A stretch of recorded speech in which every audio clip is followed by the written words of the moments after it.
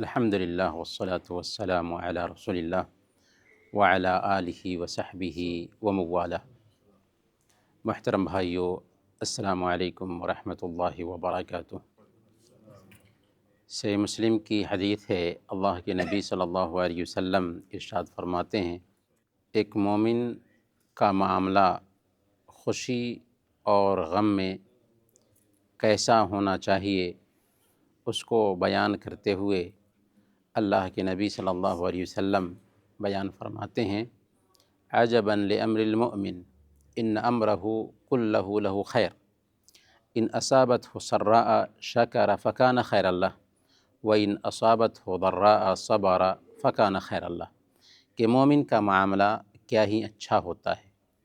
اس کے ہر معاملے میں بہتری ہوتی ہے۔ اگر اسے خوشی ملتی ہے تو اللہ کا شکر بجا لاتا ہے اور یہ اس کے لیے بہتر ہوتا ہے،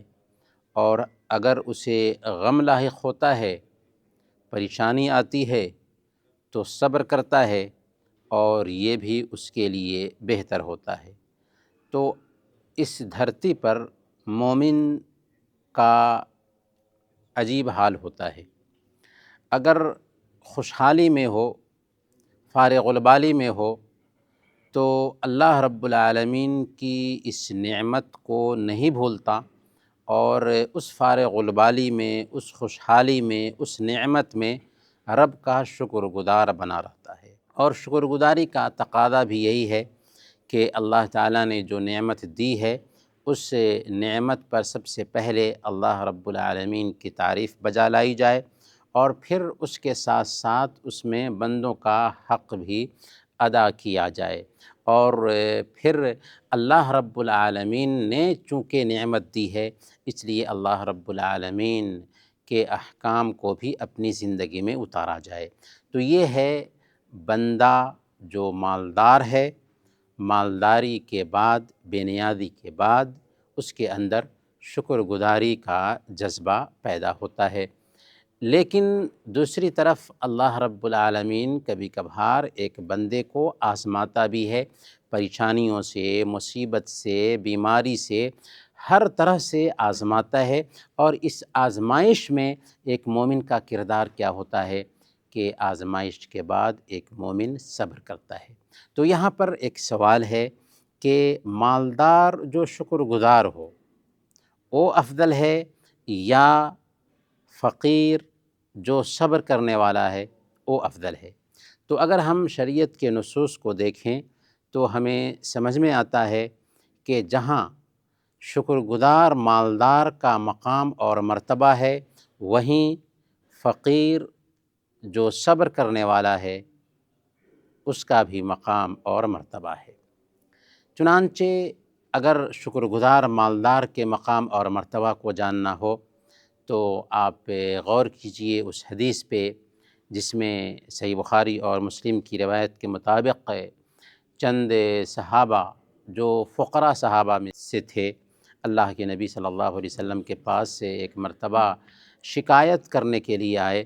کہ مالدار لوگ اجر و ثواب میں ہم پر بازی لے گئے، جیسے ہم نماز پڑھتے ہیں وہ بھی نماز پڑھتے ہیں، جیسے ہم روزے رکھتے ہیں وہ بھی روزے رکھتے ہیں، اور جیسے ہم نیکی کے کام کرتے ہیں وہ بھی کرتے ہیں، لیکن ان کے پاس مال ہے، وہ صدقہ کرتے ہیں اور ہم صدقہ نہیں کر پاتے، جس کی وجہ سے وہ اجر و ثواب میں ہم پہ بازی لے جاتے ہیں۔ اللہ کے نبی صلی اللہ علیہ وسلم نے فرمایا تھا کہ کیا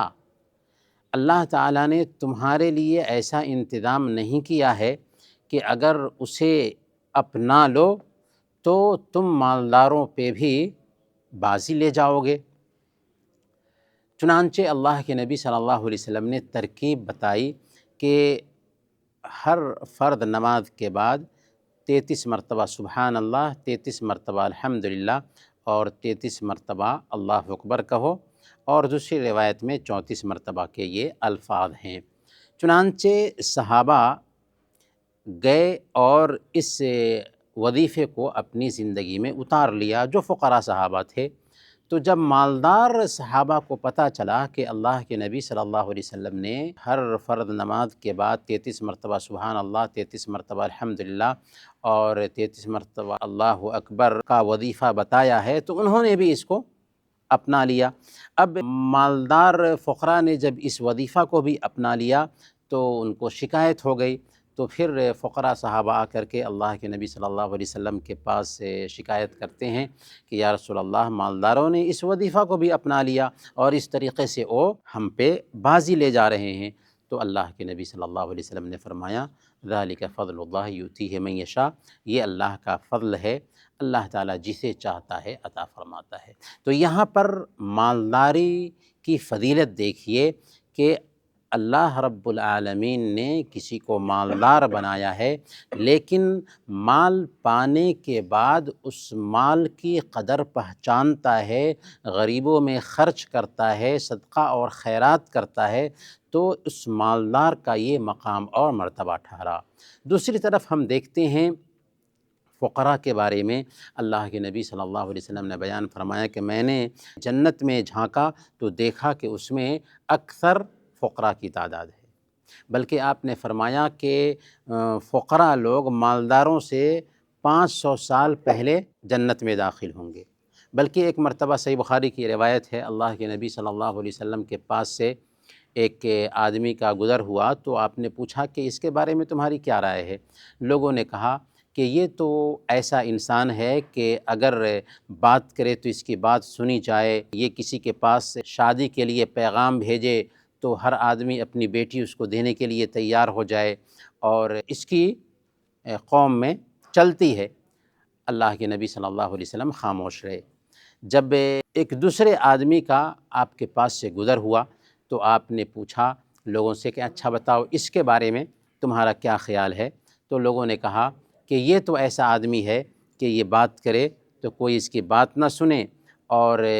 کسی کو پیغام نکاح دے تو کوئی اس کو اپنی بیٹی دینے کے لیے تیار نہ ہو، یعنی نہایت ہی اپنے سماج میں کمزور انسان سمجھا جاتا ہے۔ اللہ کے نبی صلی اللہ علیہ وسلم نے سننے کے بعد فرمایا کہ اگر پہلے جیسے لوگوں سے پوری دنیا بھری ہوئی ہو تو یہ دوسرا اکیلا ان سب پر بھاری پڑ جائے گا۔ اگر پہلے جیسے لوگوں سے پوری دنیا بھری ہوئی ہو تو یہ دوسرا اکیلا ان سب پر بھاری پڑ جائے گا۔ کیوں؟ اس لیے کہ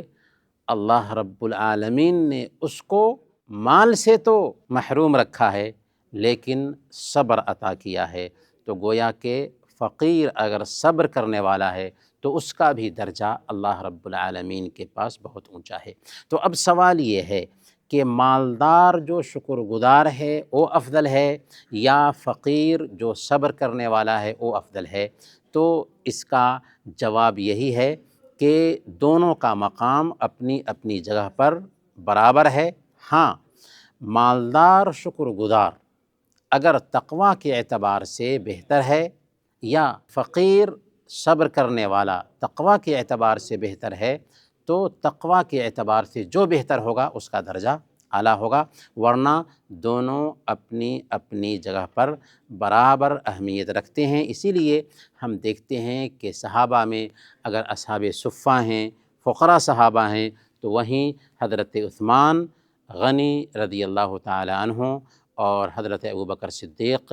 رضی اللہ عنہم اجمعین بھی ہیں۔ تو ہمیں کوشش یہ کرنی چاہیے کہ اگر اللہ تعالیٰ نے بے نیازی عطا فرمائی ہے تو اس وقت ہم شکر گزار بنیں، اور اگر اللہ تعالیٰ ہمیں کسی بھی طریقے سے آزما رہا ہے تو اس وقت ہم صبر کرنے والے بنیں، کیونکہ یہی ایک مومن کی شان ہوتی ہے کہ خوشحالی میں اللہ کا شکر بجا لاتا ہے اور تنگحالی میں، مصیبت اور پریشانی میں صبر کرتا ہے۔ تو اللہ تعالیٰ سے دعا ہے کہ اللہ تعالیٰ ہم سب کو خوشحالی میں شکر گزار بندہ بننے اور پریشانی میں صابر ہو اللہ کے فیصلے سے راضی رہنے والا بندہ بننے کی توفیق عطا فرمائے۔ آمین۔ وصلی اللہ علی نبینا محمد وعلی آلہ وصحبہ۔